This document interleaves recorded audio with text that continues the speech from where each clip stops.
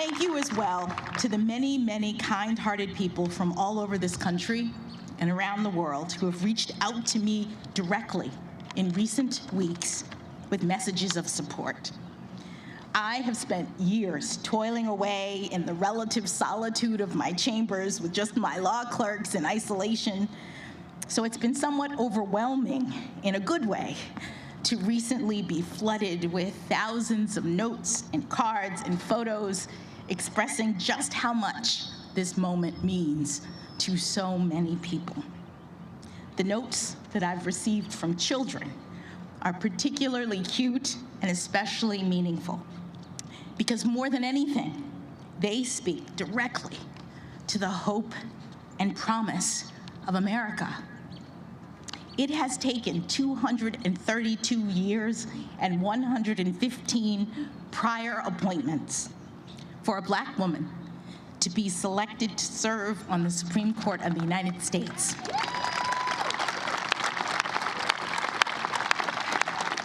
But we've made it.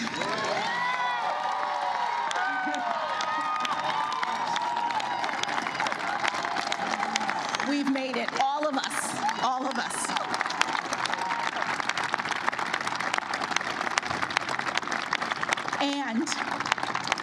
And our children are telling me that they see now, more than ever, that here in America, anything is possible. That's right.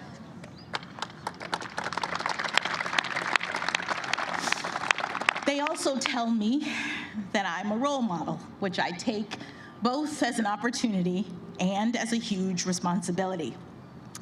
I am feeling up to the task primarily because I know that I am not alone. I am standing on the shoulders of my own role models, generations of Americans who never had anything close to this kind of opportunity, but who got up every day and went to work, believing in the promise of America, showing others through their determination and, yes, their perseverance that good things can be done in this great country.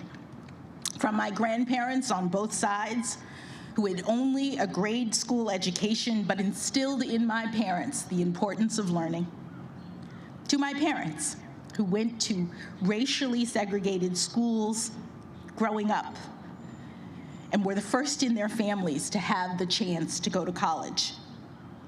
I am also ever buoyed by the leadership of generations past who helped to light the way: Dr. Martin Luther King Jr., Justice Thurgood Marshall, and my personal heroine, Judge Constance Baker Motley.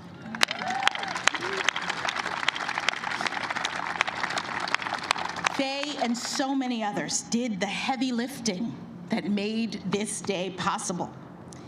And for all of the talk of this historic nomination and now confirmation, I think of them as the true path breakers. I am just the very lucky first inheritor of the dream of liberty and justice for all.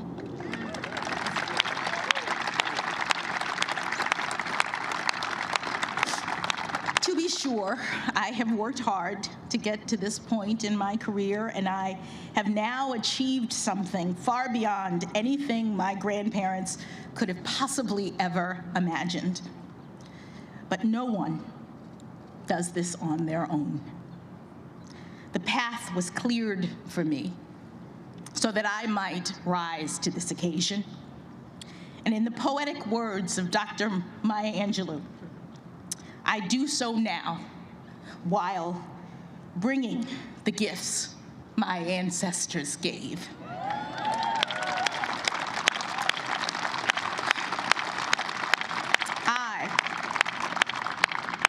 I am the dream and the hope of the slave.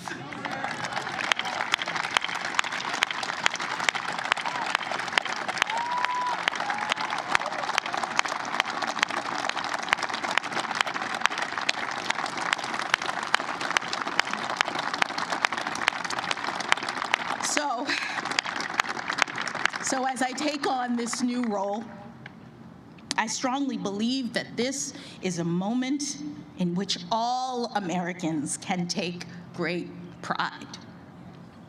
We have come a long way toward perfecting our union. In my family, it took just one generation to go from segregation to the Supreme Court of the United States.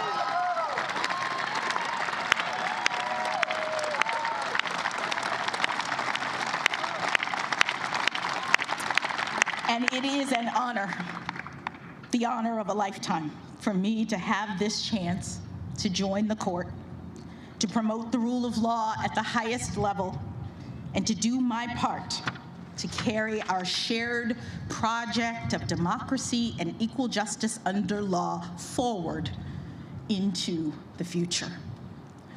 Thank you again, Mr. President and members of the Senate, for this incredible honor.